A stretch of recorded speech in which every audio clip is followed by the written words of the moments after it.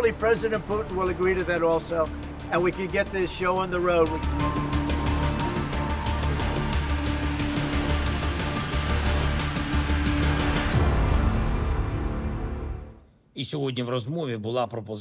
During today's talks, the American side proposed taking a first step forward, establishing a full ceasefire for 30 days.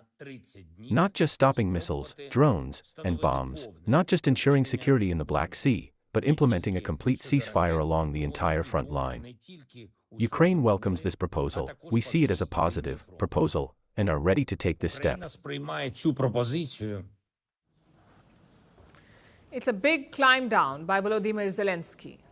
He was suspicious of talks with Russia, but now he's all in. He has also agreed to sign the minerals deal with the Americans, the same one that he walked out of. If you look at the optics, so much has changed. Last month, Zelensky was kicked out of the White House. But yesterday, the US and Ukraine released a joint statement. A statement that praises the brave Ukrainian people. And this also tells you a lot about Donald Trump. Most times his unpredictability is bad, but sometimes it can be good. Because in Jeddah, Ukraine was not the only side making concessions. Trump gave them something in return.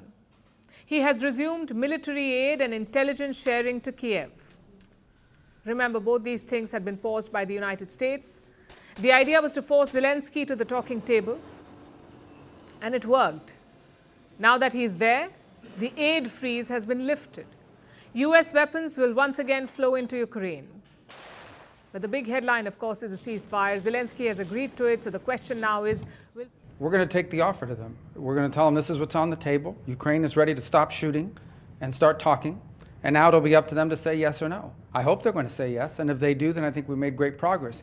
If they say no, then we'll unfortunately know what the impediment is to peace here. A similar truce was proposed by France last month, and Russia was quick to reject that. And you can see why. Putin has the advantage on the battlefield. If he keeps fighting, he can annex more Ukrainian land. If he stops, he will give a breather to Kiev to maybe regroup or restock. Plus, Vladimir Putin is under no pressure to cease fire. Trump can bring Zelensky to the table by cutting off aid, but he has no such power or leverage over Putin. At best, Trump can impose some sanctions.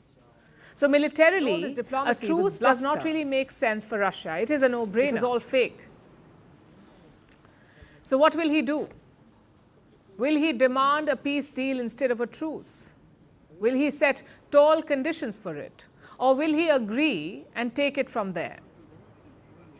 Among the people, there is little hope, both in Ukraine and in Russia. After 3 years of war, they are wary of truce talks. We have learned a few things from yesterday's talks. Number one, US-Ukraine ties have rebounded. After the Oval Office disaster, it seemed very unlikely, but Trump's pressure tactics have paid off. Zelensky has agreed to American terms. That's the first takeaway. Number two, the fears of a unilateral peace were hyped up. The fears that Trump would cut a deal without Ukraine.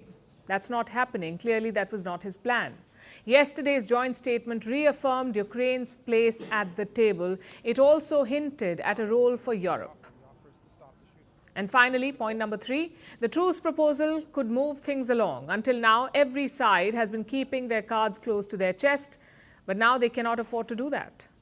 Russia will have to give a response to the truce request. If they act